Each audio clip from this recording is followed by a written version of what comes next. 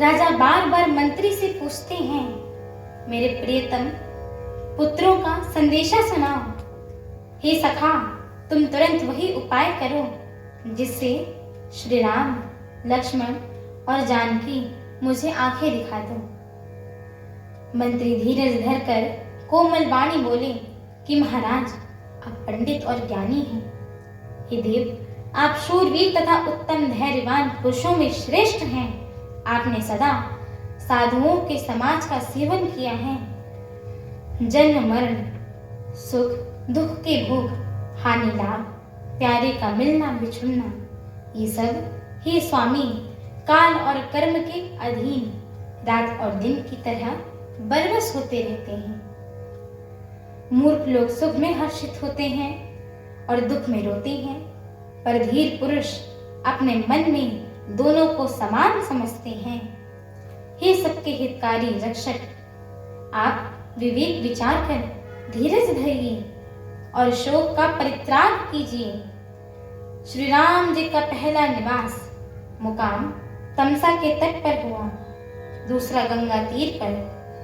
सीता जी सहित दोनों भाई उस दिन स्नान करके जल पीकर ही रहे। केवट निषाद राज ने बहुत सेवा करी। वह रात श्रृंगवेरपुर में ही बिताई। दूसरे दिन सवेरा होते ही बड़का दूध मंगवाया और उससे श्री राम लक्ष्मण ने अपने सिरों पर जटाओं का मुकुट बनाया। तब श्री राम के सखा निषाद राज ने नाव मंगवाई। पहले प्रिया सीता जी को उस पर चढ़ाकर फिर रघुनाथ जी चढ़े।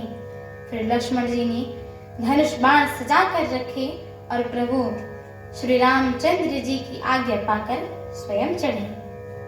मुझे व्याकुल देखकर श्री रामचंद्र जी धीरज धरकर मधुर वचन बोले कि हे तात, पिताजी से मेरा प्रणाम कहना और मेरी ओर से बार बार उनके चरण कमल पकड़ना। फिर पांव पकड़कर विनती करना कि हे पिताजी, आप मेरी चिंता न करिएगा। आपकी कृपा, अनुग्रह और पुण्य से मैं वनवास, वन में और मार्ग में हमारा कुशल मंगल ही होगा। हे पिताजी, आपके अनुग्रह से मैं वन जाते हुए सब प्रकार का सुख पाऊंगा। आज्ञा का भली भांति पालन करके चरणों का दर्शन करने कुशल पूर्वक फिर लौट आऊंगा। सब माताओं के पैरों पड़ के उनका समाधान करके और उनसे बहुत विनती करके तुलसीदास जी कहते हैं, तुम वही प्रयत्न करना जिसमें कौशलपति पिताजी कुशल रहे। बार बार चरण कमलों को पकड़कर गुरु वशिष्ठ जी से मेरा संदेशा कहना कि वे वही उपदेश दें जिससे अवधपति पिताजी मेरा सोच ना करें। हमारी आगे की श्री राम कथा को सुनने के लिए हमारे चैनल को लाइक, शेयर, सब्सक्राइब एवं कमेंट अवश्य करिएगा।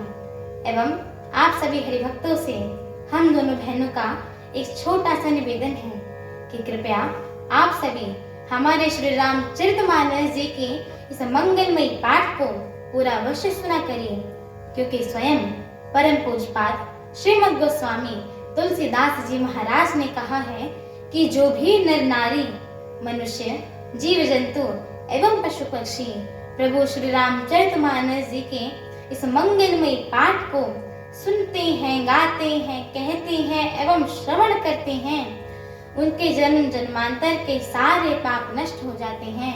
तो एक बार प्रेम से बोलिए, मर्यादा पुरुषोत्तम प्रभु श्री रामचंद्र की जय हो।